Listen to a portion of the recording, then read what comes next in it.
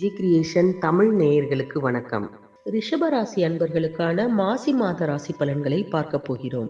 மாதம் பிறக்கும் பொழுது உங்களுக்கான கிரகங்கள் எங்கெங்கே அமர்ந்து என்ன மாதிரியான பலன்களை எல்லாம் வாரி வழங்கப் போகிறது என்பதை முதலில் பார்ப்போம். உங்கள் ராசிநாதனாக இருக்கக்கூடிய சுக்கிர பகவான் தனத்தை தரக்கூடிய புதனோடு இணைந்து சஞ்சாரம் செய்கிறார். தொழில் ஸ்தானத்தில் 5 கிரகங்களின் கூட்டுச் சேர்க்கையும் இருக்கிறது. தொழில், உத்தியோகம் போன்ற விஷயங்களில் எல்லாம் உங்களுக்கு முன்னேற்றம் விரைவாக கிடைக்கும். எதை எதிர்பார்த்து நீங்கள் காத்திருந்தீர்களோ அந்த விஷயம் இப்பொழுது உங்களுக்கு நடக்கப் போகிறது.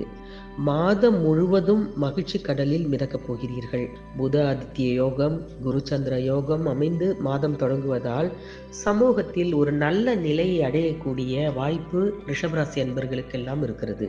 உங்களுடைய ராசிக்கு 9ஆம் இடத்தில் சஞ்சரிக்கும் செவ்வாய் 10ஆம் இடம் எனப்படும் தொழில் ஸ்தானத்தில் அமரப்போகிறார். இந்த நேரம் ஒரு யோகமான நேரம் என்று தான் உங்களுக்கு சொல்ல வேண்டும்.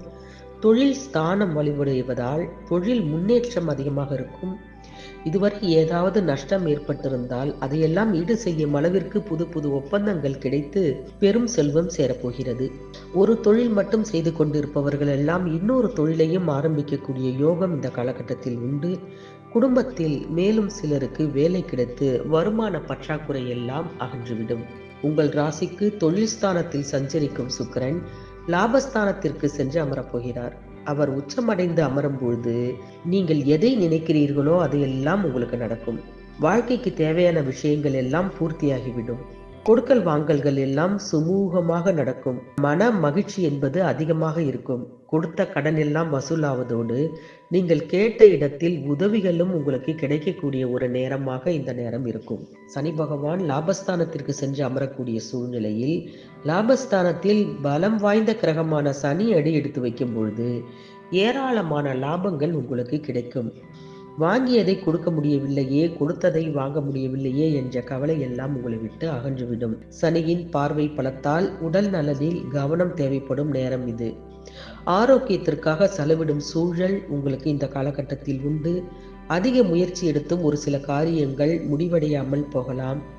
நாள்பட்ட நோய்களை சரி செய்ய மாற்று மருத்துவத்தை மேற்கொள்வீர்கள். பூர்வீக புண்ணியஸ்தானம் புனிதமடைவதால் பூர்வீக சொத்து தகராறு உங்களை விட்டு அகன்றுவிடும். உடன் பிறப்புகளால் உங்களுக்கு பல நன்மைகள் நடக்க காத்திருக்கிறது. தொழிலில் ஏற்பட்ட இழப்புகளை ஈடு செய்ய நல்ல பல சந்தர்ப்பங்கள் உங்களை தேடி வரும். பொது வாழ்வில் இருப்பவர்களுக்கெல்லாம் பொறுப்புகள் கிடைக்கக்கூடிய ஒரு மாதம்.